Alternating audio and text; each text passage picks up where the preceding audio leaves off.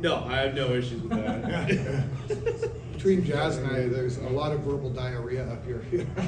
Well, you have two ADHDers up here, maybe talking their heads off, so. Sorry, diagnosed. Undiagnosed, but pretty sure. You need to get your shirt that says that. that actually would be a great shirt. Right on. How are you, man? Good. I honestly did not recognize you with all, like, your jacket and your sunglasses. Oh, hey, man. All right, there you go. See, you take that off, and then Adam jumps in. Everybody knows it. Here he is. and fun pics at the back. David there with his daughters. Also, that's Colin. He's also local, but I don't think he's in our group. So, Colin, are you a toy photographer? Yes, I did some. Yes, you are. Don't say that. I guess. All right. Well, you know what? It's 2:30. I don't know what Modest. kind of formality we have going on for these panels, but everybody, welcome to the panel about toy photography. And what's that? Oh, that's him. Yeah, No, I you're- just showed you're a you toy right, photographer, dude. What are you talking about? So, I'm not sure the format here today. It's kind of a panel. So, if you guys want to ask us questions. Also, we can talk about tips on photography and some ways to set up the shots. One of the things that I was thinking about showing people today was some forced perspective, which is a lot of fun, especially at a show like this. You'll be able to get some pretty cool photos happening. So I don't know, Jazz. Maybe we'll just go into it. We'll talk about some fundamentals, and then people can ask us questions. What do you think of that? Yeah, I think we should start from like where we kind of Yeah, you know what? Let me started from, I guess, in terms of Let me, photography. Mind you, Jeff and I met over Instagram, so we didn't know each other in real life beforehand, and we met over the winter. Mind you, this is our first meeting. It was like minus 30 degrees. He decided, hey, let's go do some photography on this trail in the Don Valley. And I was like, all right, sounds good. And I thought, oh yeah, it should be fine. We were out there for maybe like an hour and a half to 2 hours, and I was freezing. And I had fully charged everything, my battery, like the battery on my phone, and my lights. And by the time we were like halfway done, my phone was almost dead. It was freezing. Yeah, that was way back when we were first starting out with toy It was like photography. 2022 or something like that. It was before the Torontonians. Pardon me. So the Torontonians is the photography group that a lot of us are a part of. Started that up just as a way to have creators come together and collaborate together and do photos together and everything. Hey guys, welcome. Early here. Yeah, no worries. Filipino time. I know. Right? I didn't know what the formality was around it, so Oh, I yeah. thought it's 2:30. Folks are here. We'll get it kicked off. Oh, no problem. How you doing? Are you paneling as well? Apparently, yes. All right. So we weren't sure where to take it.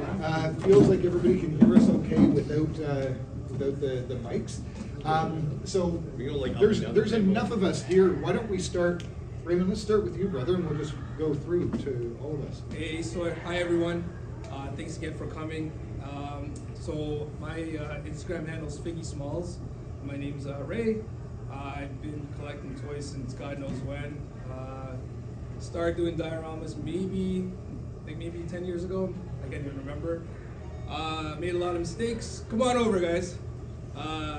Just really. Late for the panel. Hey, we're just trying to figure things out. This is the first time, but It's okay, I'll stand in the back. yeah, you know. I could use a back rub. Right? Yeah. It's just, trying to figure it out once in a while.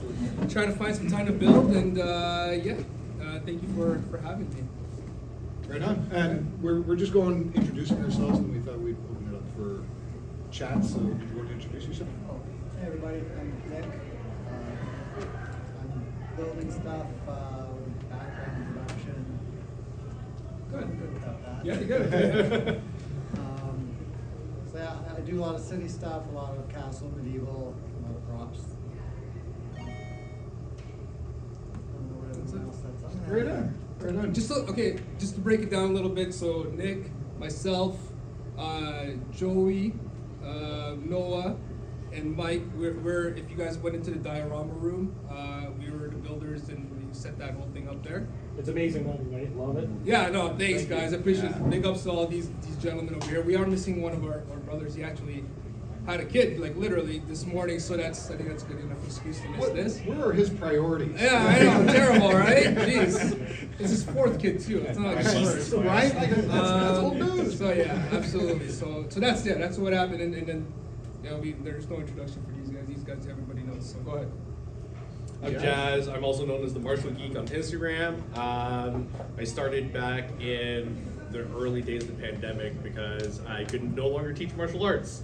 So I took all my action figures off my shelf and I started doing fight scenes. And it turned into comic style fight scenes where you can see a whole page of things going on.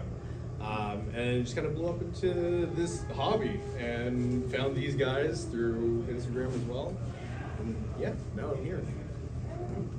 I'm Jeff, Terrell Comics. I got into this again at the beginning of the pandemic. I was like, well, I ain't going to the pub with my buddies, so what am I gonna do? And so I started taking pictures of action figures.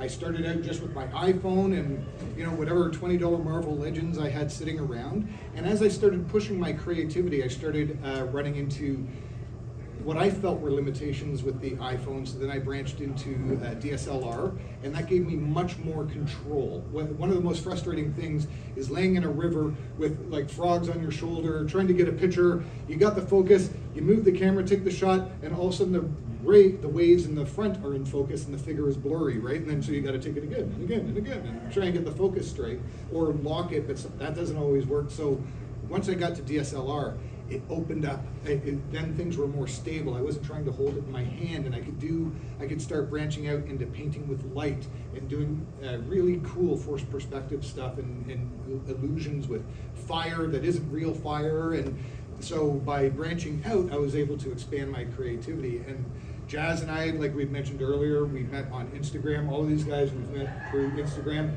None of us have met in person, but I'm certain we're probably following each other, right?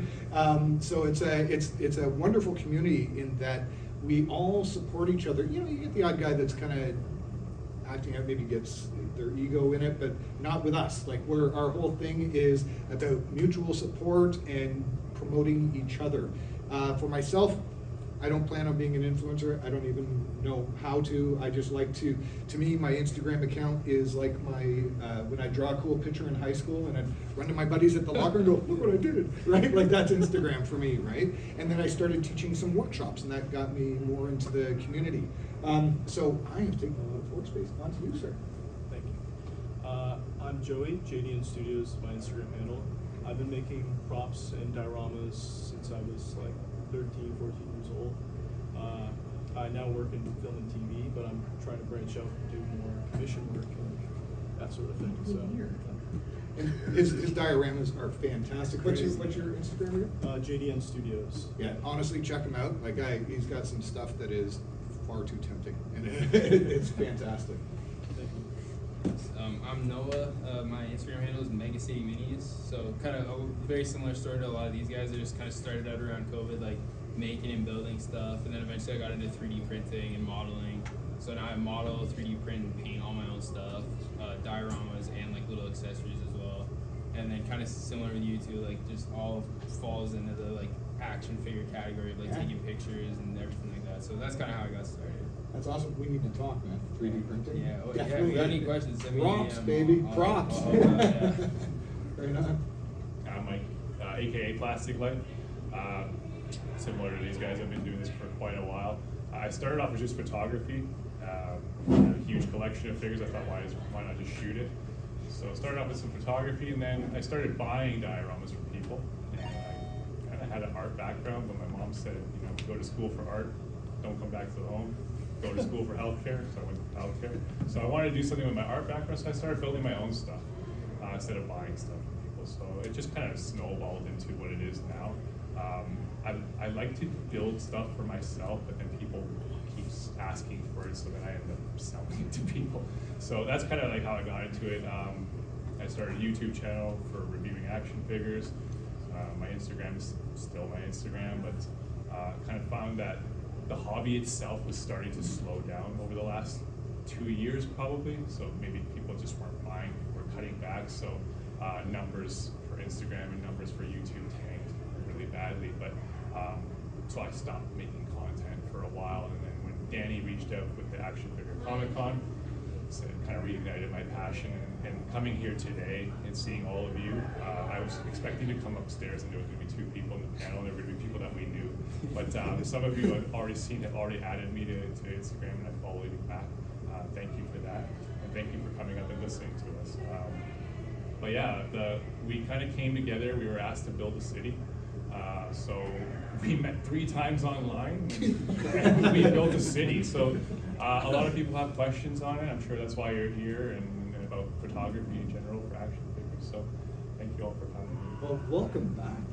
It's tough when you take a break like that. Almost a year hiatus. Yeah. I'm glad you're reignited, because it's one thing I always keep in mind about this hobby is it's about fun, right? Like, you're taking pictures of toys. If you're not having fun, what are you doing wrong, right? Like, to me, if you had a great time doing your photo and you love it, then post it, right? Like, all my photos, that's the current love of my life, is that photo. It becomes the wallpaper of my phone, my computer, whatever.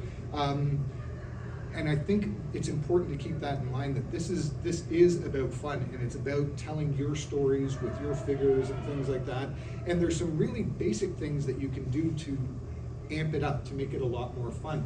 Like, if you guys don't mind, I'm just talk about posing just for a second. Like, there's some techniques for posing that I think are really important to keep in mind. Anybody can take a picture of an action figure, but as we know, like, most action figures are standing on the shelf like this, right? And it's hard to do anything with that. But if you start thinking about posing and how people move, and for example, like, if you want to, and I use this in my workshops all the time, if you want to show energy, show the beginning or the ending of an action. So for example, if I was throwing a punch, right, as an action figure, but I was like this, am I emceeing, am I rapping? Like, you don't know what I'm doing. But then when I'm back like this, you can feel the power building up here. Or if I've fully completed all the way through, you can feel the power in the delivery. And now he's flinching, he'd kick my ass because he's martial arts. I'm just big and dumb. Right? But it's important to show that. And also, so that's, and when you think about somebody walking, the arm always counterbalances the opposite leg, right? Like that, little things like that. Or for example, if you're standing and you're holding something heavy, well, you're going to be slanted over a little bit, right? Like, your body will show that you're holding something. So try and translate that in the figures. So what I did here is I've got Kid Pool reloading his water gun, looking around the corner. What makes that interesting is the posing, right? You can tell he's looking around the corner. So keeping that in mind is really important for telling the story. I won't get into the lighting and everything, because you guys probably want to talk about dioramas, but I thought that's probably one of the most fundamental things, get the posing down to sell the story. I was gonna say, going back to what you said about like getting back into diorama building and whatnot. I recently hit like a wall for just doing fight scenes or just putting stuff out. And I would start a project and then be like, oh yeah, I'm gonna totally finish this, and then just not do anything with it. There'd be stuff that's edited, I'd have stuff to panel out and whatnot, but I wouldn't finish it, and then I would start another project, and I'd be like, I'm not really into this, and it just kept becoming this like endless cycle of just started projects that aren't finished. And there was this book that I just started reading recently, which I think it's phenomenal so far, and I'm already a quarter of the way through, but I think everybody should read it who is in the industry, not just for photography, for diorama building. If you're into comic book art, or if you're trying to write for yourself and try to get out there, there's this book called The Creative Act, A Way of Being, and it's by Rick Rubin. And it talks a lot about how we should be more aware and taking things in that we wouldn't usually see as art, right? So being more present in the now and seeing all the different angles of things. Like say this room, for example, right? If someone walked into this room, they would see all of you guys sitting here, and it'd be like, oh wow, that's great. There's all these people here supporting these artists that are up here today, all right? And us talking about all this is just already a piece of art. Just by walking into the room. Well, I'm convinced I'm a piece of art. Of course.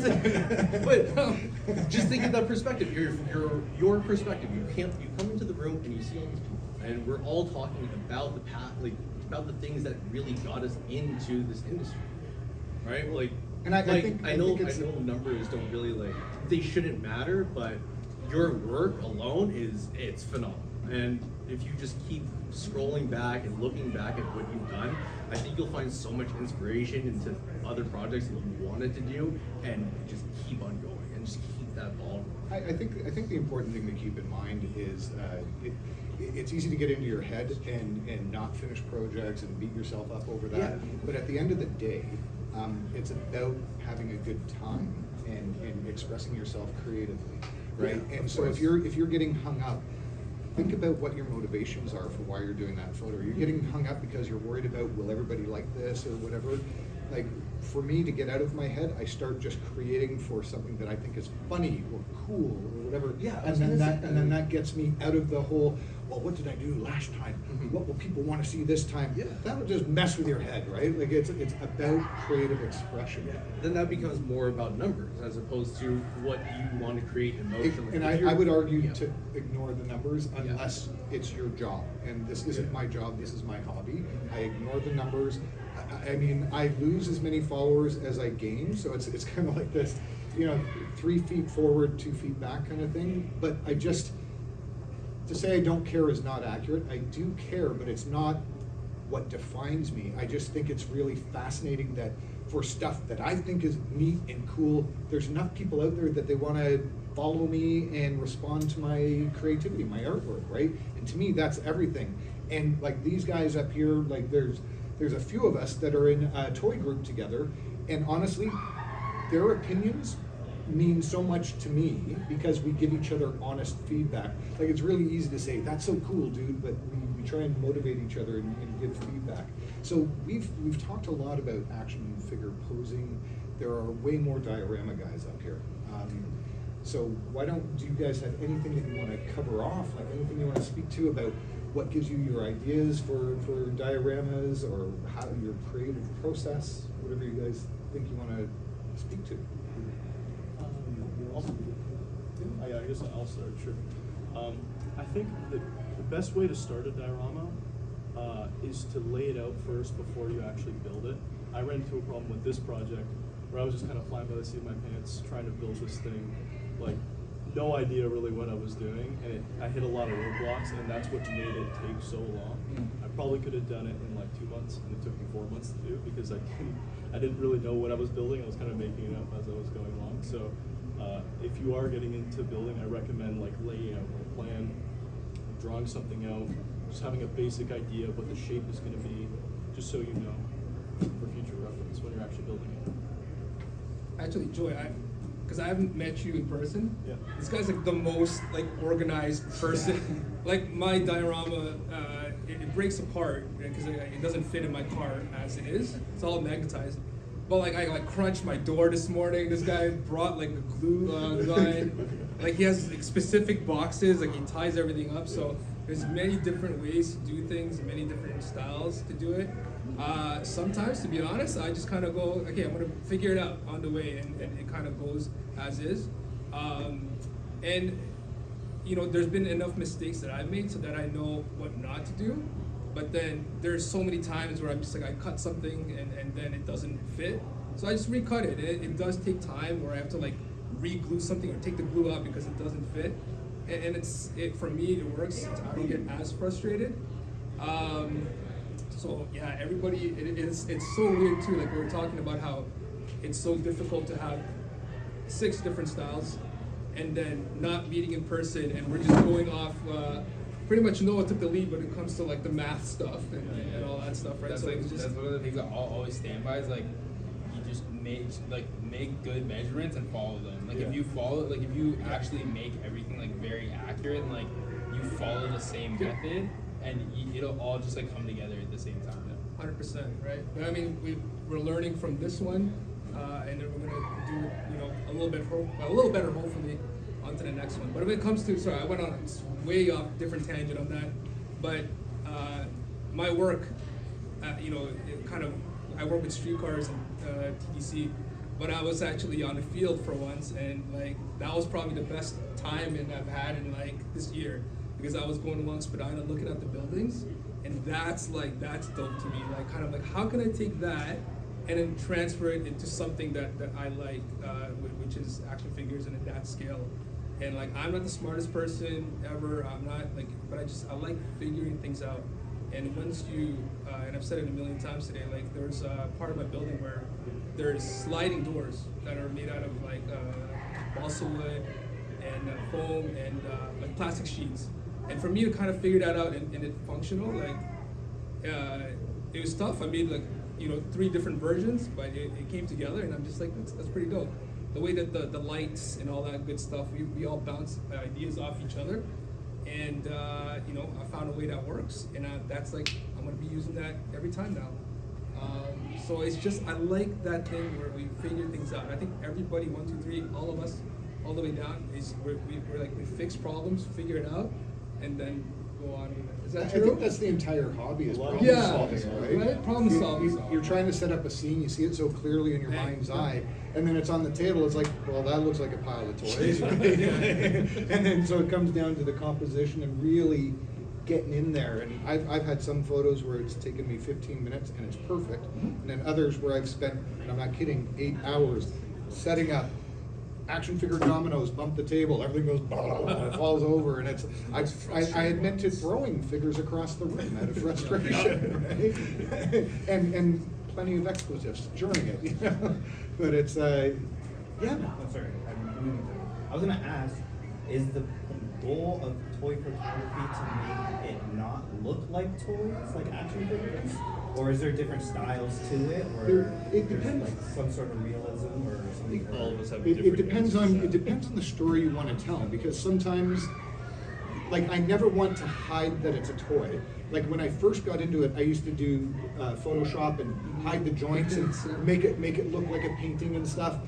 But honestly, that kind of got away from what it was. If I can create an illusion without hiding the joints, and if I can trick you for half a second to think it's a scene from a movie or to think it's somebody real in a market because I did awesome forced perspective, success, right? And so and again, I'm sorry, I don't mean to answer for everybody, but for me, it's about, I decide what kind of story I want to tell. Sometimes I want to tell something just ridiculous, and it's a toy on a table giving somebody the finger saying, that's my drink, right? Like, or whatever. Or I want to do forced perspective, have that same scene, but it now looks like they're actually the same size and interacting. It just depends on the story that you want to tell. But that's also what's so cool about it, because, and that's actually why I'm not interested in trying to be an influencer.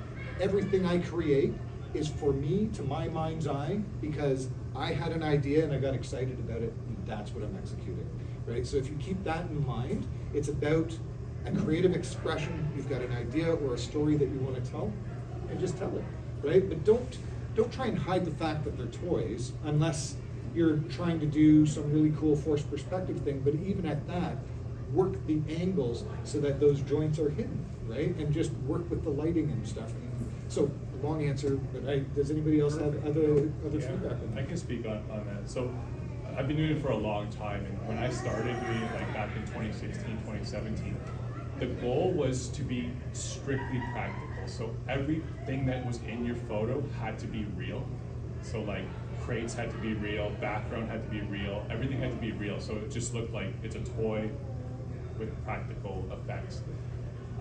Then it started branching out. People started using digital backgrounds. So you would take a shot of the figure with a digital background. So now you don't have to rely on dioramas. And now you have digital background, and it still looks good.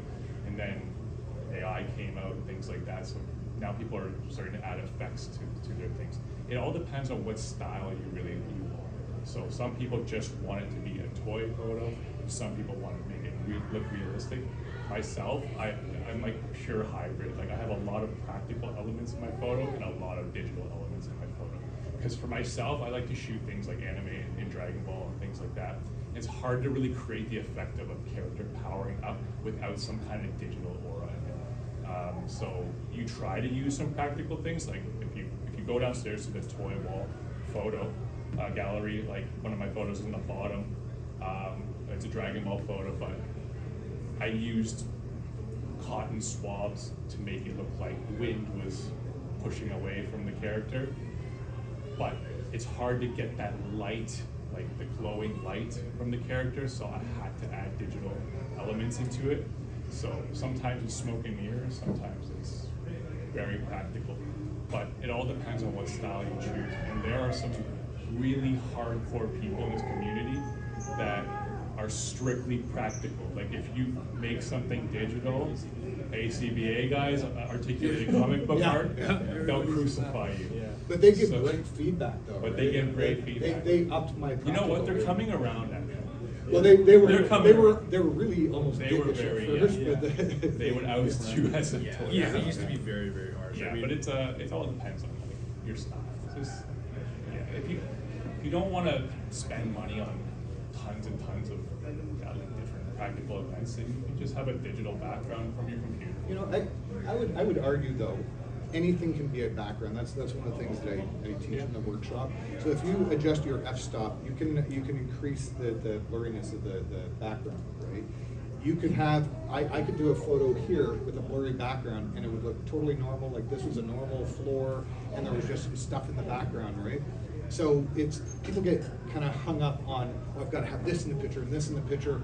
I love dioramas, and nothing can sell it as well as a diorama, but there are shortcuts. Like for example, I will use a TV or a monitor in the background to create the scene, and then what I'll do is I'll put some practical things in front of the monitor to blend the scene together so it all looks real. I'll lower the brightness on the monitor so it doesn't flare into the camera, and then I look at the angle of the lights in the photo that I'm using for the background, and I match that to the foreground, so then it all blends in together and it becomes indiscernible. You can't tell where the monitor begins and where the practical figures end, right? So there's a lot of different techniques. I think the main message out of this is have fun with your toys, and it's about creative expression. And I say toys, but it could be anything. It could be this mic.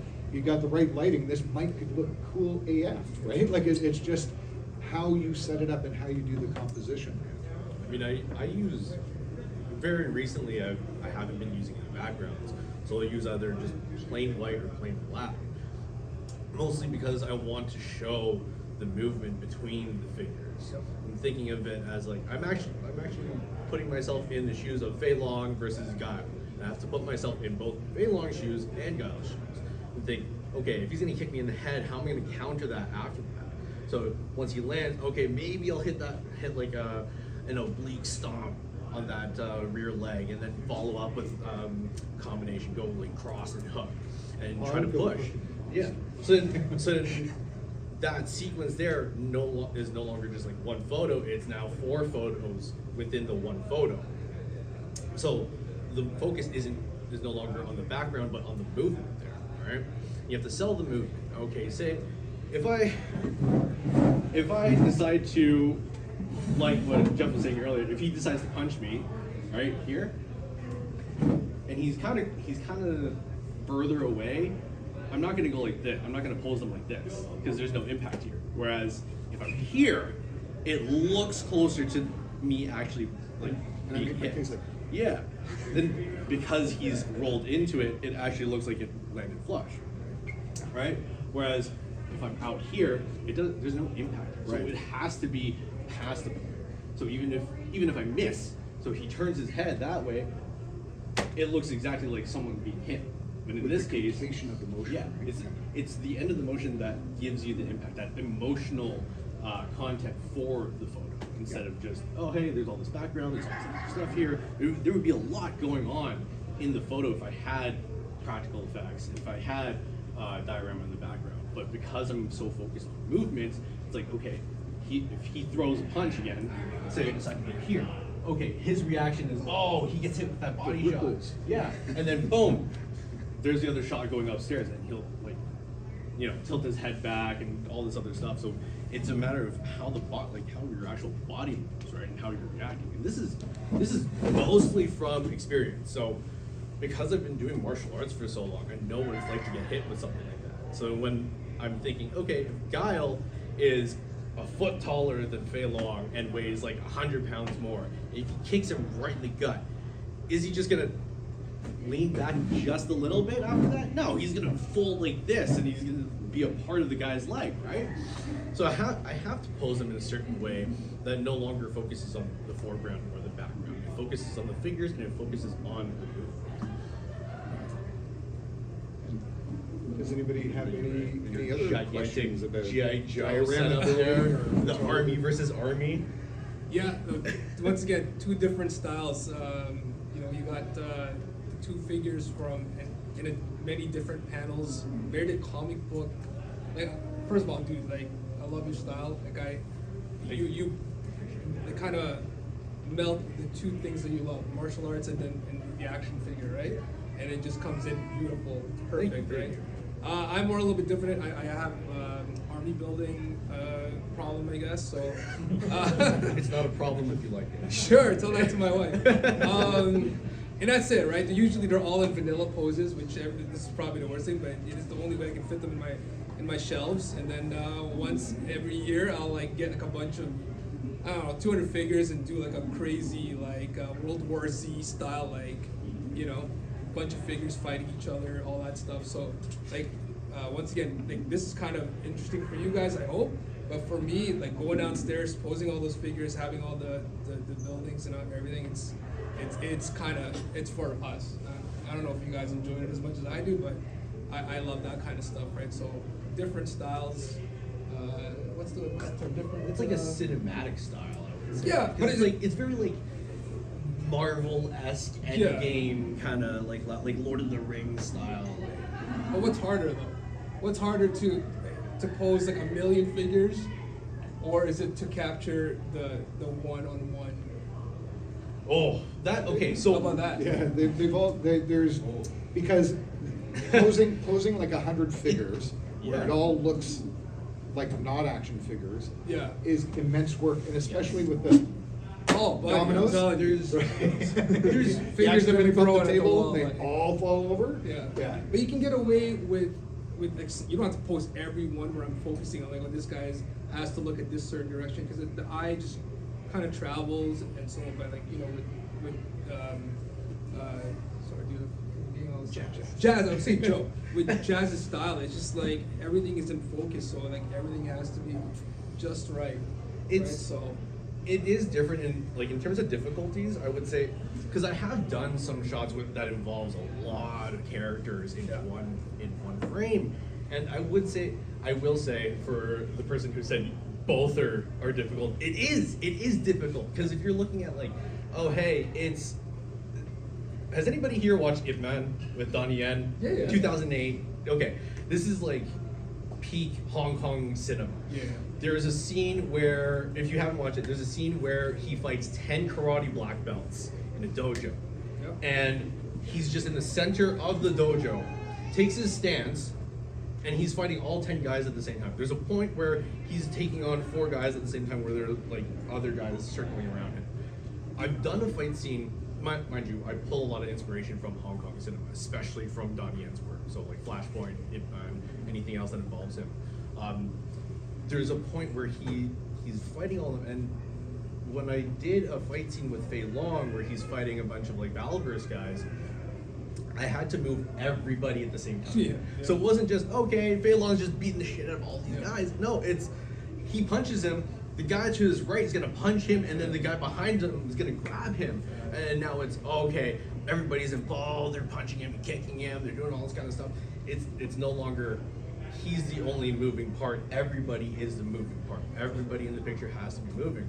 So when it comes to stuff like that, like what Ray does, it depends on what you're trying to do. Are you trying to make it look like an army is swarming another army? Then you would have to put more emphasis on the actual posing. Or if it's just, okay, it's just a standoff, okay, you don't have to worry too much about that. So there's not as much difficulty there. But the difficulty would be fitting them all in the frame. 100%. All right? Yeah. Guys, do we have any questions? Open it up. We've been talking like crazy over here. Yeah. You guys are so shy, man. There's a bunch of nerds like over here, like talking about God knows what. Is anybody thinking about like starting photography or starting dioramas or anything? wants to keep talking? So let's say there's some of us who don't have a 3D printer and want to find something more practical. Are there any places where you can find like dioramas, or can you just make them up? A lot of companies these days will make dioramas, like actual companies making dioramas now. So if you want to go that route where you're just purchasing dioramas, you can do that. If you want to start, material is very cheap. Like start with foam, start with balsa wood, start with plastic, things like that, and you can make your own. We never had 3D printers back then. We had to cut windows, and cutting windows, if you've ever done a diorama before, Jesus. like, this is why my hands look the way That's they why there's so look. many hassles from back Yeah, I don't in the have day, any rough cats work. at home, right? So, yeah, cutting windows, things like that. 3D printing really made things so much easier. So, and they're fairly cheap now.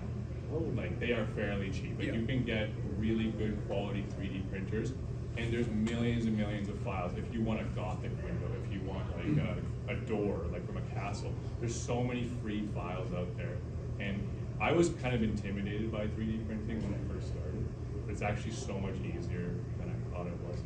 That will cut out 80% of your work for your dioramas. Because making bricks and things like that, you're just using a ruler. You're drawing like a building. It's so easy as long as you keep the ruler straight. But the intricate detail can now be printed. So if you're looking at getting into this stuff, you can save a lot of money by starting to build your own stuff. Start off small. You don't need to make like what we made. Like, I'm gonna be honest. Like, I went through hell with this diorama. Like, it was a lot of work. I don't think I'll ever take on a project like that again. And people are asking me like, how much for your building? I'm like, $3,000. Like, it's a lot of money. So, and it's a lot of time invested. And you will go nuts if you take on projects like that. And I think we were kind of scrambling at the last minute. So start off small.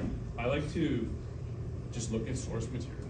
Like when Danny asked us to build a city, I'm like, well, New York is a big city. What does a alleyway look like? What does a building in New York look like? Just start to like kind of build from there. If you are getting into dioramas, I think the number one thing that, in my opinion, if something is out of scale, it's not going to look good at all. Stick to scale. Like, and the easiest way to do that is just with simple math. So if you're working with like Marvel Legends figures or 6-inch figures, you know they're 1/12 scale. Find out the dimensions of a real brick, a real life brick, and then divide that by 12. And then you have the size of a brick, so that when you start to make your measurements, if you're making a building, use those measurements. And your diorama, whether your skill level is good or not, it's gonna look really good. It's just, the scale is just right. But if a door is just massive and the figure's small, you kind of like, you're getting rid of that illusion that this is a miniature. We gotta start working that force perspective. Yeah, and like, do you want to be sitting there with like the camera, like getting underneath to make it look like the building behind is smaller, things like that. So, if you're making a diorama for like, let's say if you're making what we're doing a cityscape, the building closest to the figure or the building the figure's on, that has to be to scale, in my opinion. Yeah. But the buildings in the background, they can be small. Yep. Because they're just the background. So think about like when you're making things, the main piece needs to be to scale. The stuff in the background will look in scale because of the way that the camera blurs the background. So a little bit of tricks in that, but just stick to scale. Like if you're making, there's so many techniques out there. Like you can just YouTube like how to make terrain. Yeah. There's a ton of terrain videos out there. Start small. Like make like a whatever, like a 1 by 1 foot by 1 foot, and just look at a lot of source material. I just want to say one other thing. I think the other thing too is like we're up here doing this. We all started the same way. Like we all started just picking up foam, ruler, knife, pen, and just making something. So it's like everyone always says like, oh, this seems like kind of difficult, especially with 3D printing. Like it's you just gotta kind of bite the bullet and go for it. And like I got into like I've done resin printing before, and now I'm doing filament printing. I got my so my booth downstairs, everything in my booth, I got on the same printer. I paid $500 for the whole setup with filament to do all of that. So it's not like it's really like very possible to do a lot of the stuff that we do yourself. It's just you gotta just kind of bite the bullet and go for it. YouTube's a great resource. Like it's honestly the best resource for it. When I was like 13, 14 years old, that's all I watched, just diorama videos and how to build things. Like this guy Al Figures from Boston, he was like all I watched back in the day, just trying to figure out how to build these things. And you know, like my first diorama was pretty much a 1-for-1 copy of like some guy's diorama on YouTube, just trying to get replicate other people's work. That's you get a lot of inspiration from other people too. Even just scrolling through Instagram, like Sweet. You know what is good and cheap? Dollarama. yeah. Oh yeah. Dude, I'm there Our all the props and time. everything, Yeah, it's yeah. great. Home hardware, like if you go to like the pipe section, like ABS, there's all these PVC little, stuff. you know, Yeah, all these little yeah. things. Like that's the fun part of just trying to, you know, like you start. It's like the flipping Matrix. You start seeing diodes stuff. You just walk in, you're like, that's a pipe. This is a box. You know, all that stuff. Is it just me? Like I go in there and I'm just like, what can I use, right? No, man, that's like, You know what I mean? You see like your garbage, like recycling stuff, 100%, and have yeah. a cool shape to it, Yeah. and you're like, oh, I can use that. Yeah.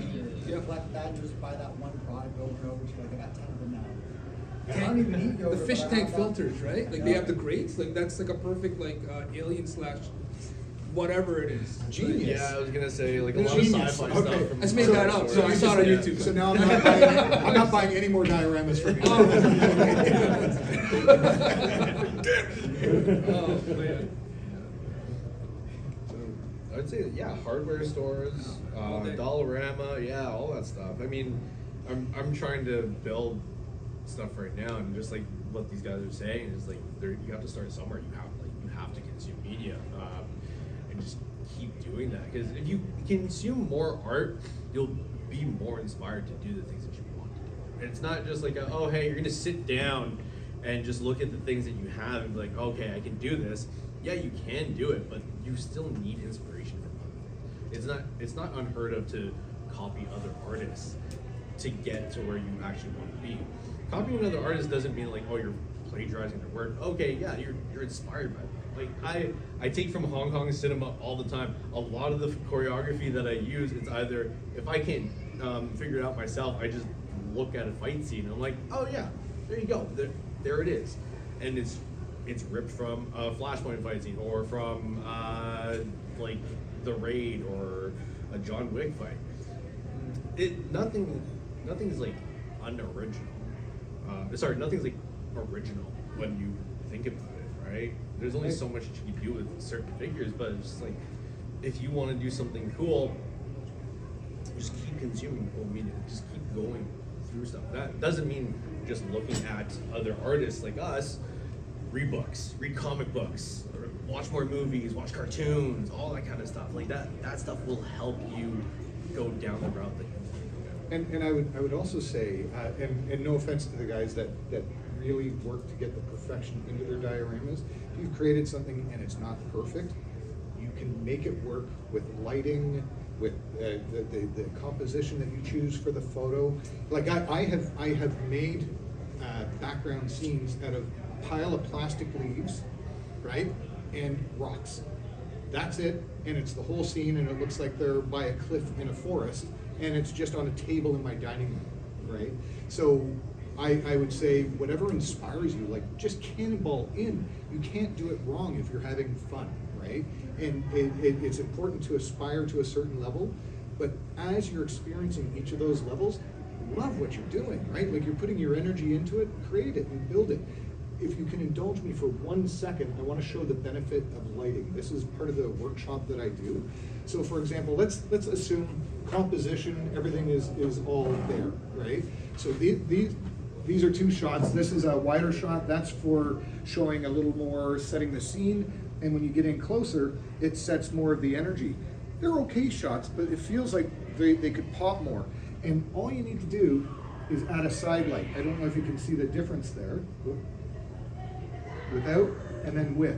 Do you see how just the side light, it adds a contour and it somehow makes the scene pop more. It's not necessarily realistic. We're not all walking around with a side light to give ourselves highlights, but when you're doing toy photography, or even actually any kind of photography, even portraits on on real, as I spit all over you, I apologize, but even portraits on real people, some kind of a contour light will really make that picture pop. So I just wanted to show that because I think if you've got the composition, you've got the backgrounds, you've got everything nailed, but you don't catch the lighting is the final spice that really makes everything nice, right? So I wanted to show you that because I think it's really important, and it's important when you're taking pictures of your dioramas as well. If you've got a side light, it shows all those wonderful details that you guys took the time to carve into it, right? So lighting is really important. So thank you for indulging me on that. I just wanted to make sure to communicate that piece from the workshop. I'll add on to that, where it's like when you're watching movies, I would say instead of just kind of watching it, pay attention to the background details, like how the scene is lit a different way. That way you can like pull inspiration from these movies to get the lighting that you want. Right? I mean, I recently watched an interview with Matt Reeves. This is regarding his movie, his Batman movie, Batman 2022, and he worked with a lot of red. I'm sure a lot of people here have watched the Batman, and knowing how hard it is to shoot in red is like, it's overwhelming, it overpowers the figure, like any sort of subject, right? And one of the questions from the interviewer was, how did you work with all that red? Because if you just light a red room, it kind of overpowers everything. And he said that you have to throw a little cyan in there, just a hint of it, and then it'll control the whole picture. It'll balance the picture a lot more. So whether it be from the top or the back, you just have to play around with that kind of lighting and figure out, oh hey, this is the right sort of lighting that I'm going for. So creating like a two-tone so that it creates a gradient. No, you don't see the cyan at all, really. It's just. But it helps balance. It helps out, balance right? out the red, so that way it's not just fully red, and then you see like more white in the middle of the picture. So now it's like balanced out as, okay, it looks like you shot in fully red. No, you actually have the light that cyan. Yeah. Anybody else have anything else they want to add to the awesome we've delivered today? But I bet you could. If you haven't seen his dioramas, they're amazing as well. They're talking a lot of posing, and I like collecting action figures, playing with them, tossing them on the desk, and then building something. Someone else can take pictures. Yeah. Well, you know what? You know a few photographers that are very eager, so if you ever look and hit us up. Yeah, so I'll build something, and like there are times I'm in the stage where it's just foam. It's just like it's a base pink color, and I think it's absolutely awful, but I'm gonna just stick with it for a bit.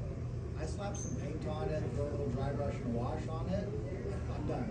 It's done. I'm happy with it. Until you just go through with it, it's not done until you've finished it. So like it might look half finished, so it is. And that like I have so many projects I'm looking at, I'm like, this looks awful. If I just sit down and I paint it and I fix this, that, it'd be done. It's trusting the process. Yeah. And that's difficult sometimes, because when you're at that halfway point, you're like, this is terrible. So how do you know when a diagram is done? How do you end it? When you just end up like standing back. Someone buys Let's stand back. When you feel like you want to throw it in the window. Okay, this is good. I'm done now. It's when my rage meter is like, You want to throw it across the like if room? you go downstairs, I don't even have a back on my diorama. I didn't print the door. I'm like, you know what? Yeah. Throw it in the trunk and let's finish the damn show. I'm done, and it's still $3,000 if you want. It's still $3K. Yeah. Well, for me, this has been a great time. Really a lot of fun. I've attended a lot of shows to be up on a panel talking about my nerdy hobby to people that seem interested to hear what we've got to say. This has been great, man. So thank you everybody for your time and attention today. And please give us a follow. I'm always happy to follow back. And I also like to invite honest feedback. So if it's nice to hear that looks awesome, dude. But also if there's something you don't like in my photo, tell me, because that's how I'm going to grow. Right? So if you see something, it just means I missed it. Let me know. Still have like 10 minutes. this room. Does anybody else have any other questions? Any comments? Anything for any of us? Great work, everyone. Just for the diorama builders, because I'm a photographer, sometimes I kind of like to put things on my pictures to build them up a bit. But what's your creative process? For example, me as a photographer, sometimes I want to capture a specific figure or a specific background. Sometimes I take a walk with my kids and I see something very nice that I want to capture, like a natural place, or sometimes it's a vehicle. But for diorama builders, what's your creative process? So when you decide to build, I don't know, a castle wall or a column, do you think about the specific figure or a specific ambience you want to create, or what makes you decide what's your next creation? New figure in the mail is always going to spark a new idea. I need something now to take a picture with it or stick it on the shelf with. So if I don't have anything in the bin or on my shelf already, I'm going to build a background. Like I'll pick a movie that they're in or a comic they're in, and I'll just pick that's a scene I can do. Terrain usually, or something even universal, like a castle you can use for all sorts of things. Everyone's been in a castle.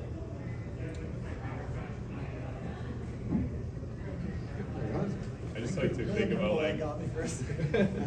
how much of the diorama is gonna fit in the photo. Yeah.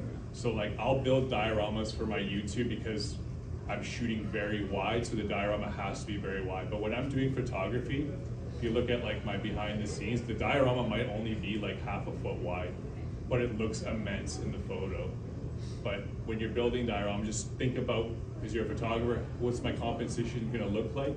So if I'm shooting like 5x4 or something like that, I'm not gonna get a lot of the diorama in the photo. So it kind of has to be small, or it could just be a collection of things.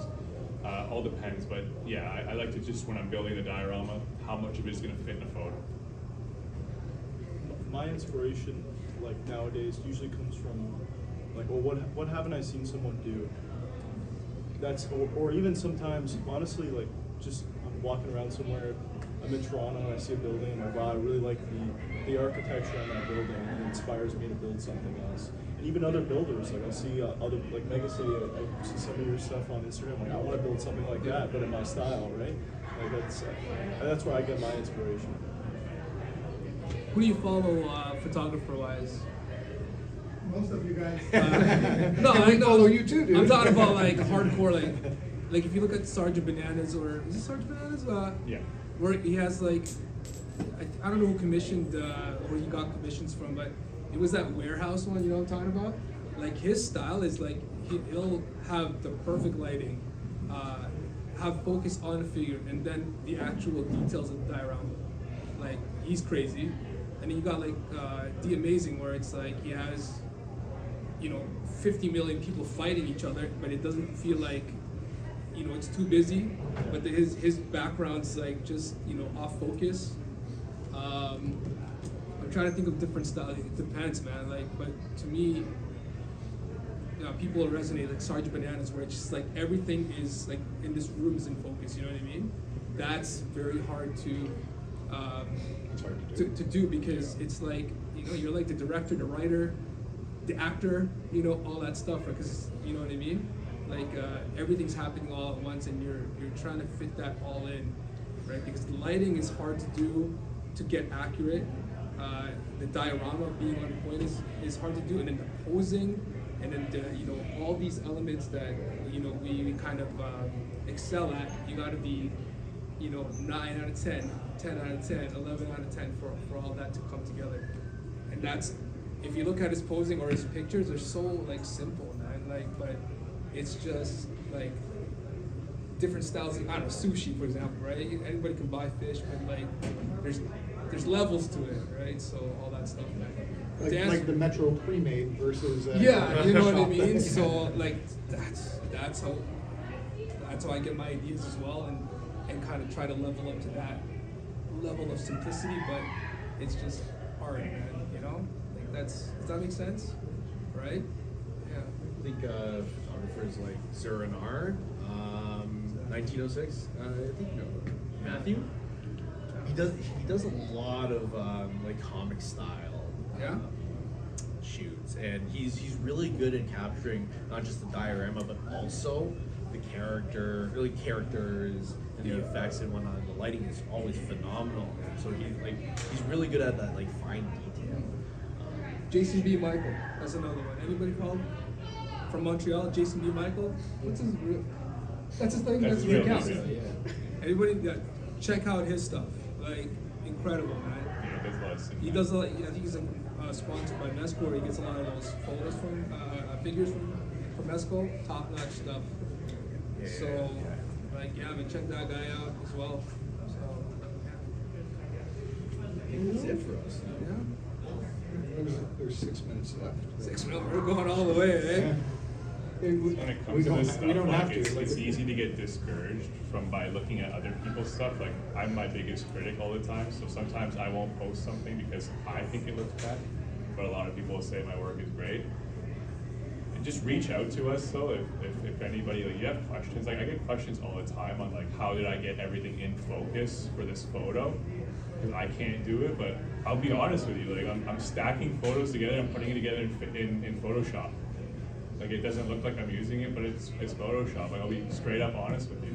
So you might not be able to achieve what some of your favorite photographers are achieving. Just ask us, though, because I got a lot of smoke and mirrors in my stuff. So I don't like credit myself as a good photographer. I credit myself as just somebody who's hypercritical with my stuff. So reach out. Like, I did the same thing when I started. I reached out to some photographers, and I found that almost everybody in this community is just really like a good person. Like, we all just kind of want to help each other and get to that. So that was one of the hardest things for me was looking for help, or asking for help. Sorry, was asking for help. That was one of my hardest things when I first started. So, but I'm glad I did. So. Yeah, I think that's an important point, right? Is don't be afraid to ask other creators for help, or how did you do that? And that's how you grow, that's how you learn. And I would say that thing where you get into your head and you don't take your picture, I would say post it anyway to see the reaction, right? Because it's you put all that effort into it, why not celebrate, right? Because it's really easy to get into your head, and I think the worst thing you can ever do, especially when you're creative, is to look sideways to compare to what you've done. Look sideways to learn from what they've done, but don't compare to what you've done, because what you've done is yours. You created that, and be happy and proud of it, right? And somebody next to you, in your opinion, might be better. You don't know. They could be looking at yours going, shit, man, I ain't gonna post nothing. Right? You know, like, so that thing where you get into your head, I would encourage everybody, get out of your head and just post your stuff. If you loved it when you were doing it, just post it, man. Get it up there. You could get 1 like, you could get 1,000 likes. That should be immaterial. It should be more about the expression of yourself. And I hope it, like, I'm not saying anything, Nick, like, I'm just encouraging, like, even if you're in your head, man, just get it out there, right? Because I'll tell you, there's people that do want to see it, right? So, and just believe in that. And also, if you post something where you're not happy with it, the feedback might either correct your view and help you see what other people are seeing that you've overthought and it actually works, but you're overthinking it so much. But the feedback will also help you to grow, right? So even if it's negative feedback, like way back to the ACPA days, like, some of their feedback was like, I want to find you and punch you in the face. Like, that was really rude, man. Like, you know, but you know, but once you, if you remove the static and get your ego out of it and look at what's being said, a lot of the time, even the really negative guys that are like, you should die because this sucks and it sucks because of this. Holy smokes. The rest of it, forget. No, I've never. Good for you. I've never actually done that. But I mean, but you know, like, no matter how harsh the feedback is, there's going to be something in that is valuable, something that triggered them. And also, if you want to get somebody really pissed off in the future, do that exact same thing, right? Because that's still people responding to your material, right? So I went on a bit of a rant there, but it's I just wanted to encourage everybody, like, post your stuff, or even if you're not posting it, show it to your friends, right? Like, get out of your head and just enjoy the process of creation and creativity and getting your stuff, making it real, right? You've got a picture in your head, or you've got a story you want to tell, just do it. do it and get it out there. Get that feedback and be open to it. Take your ego, put it on the table. It's got no place there. Be open to feedback of any kind and pick and choose the ones that work for you that you can apply to your work, right? That's what I would encourage you to do. So hopefully that gives everybody some inspiration with everything. And if you haven't seen the dioramas, by all means, get downstairs and check out that room, because what these guys put together is freaking fabulous. I already bought something from this guy, and he's got me tempted with a whole bunch of other, but definitely go check out what they've created. It's fantastic. And, you know, follow the artists, right? And give them feedback, because we want it. So thank you, everybody. Really appreciate your time and attention today. And thank you.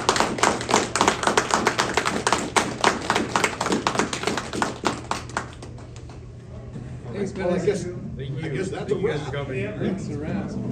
Guys, thank you so much.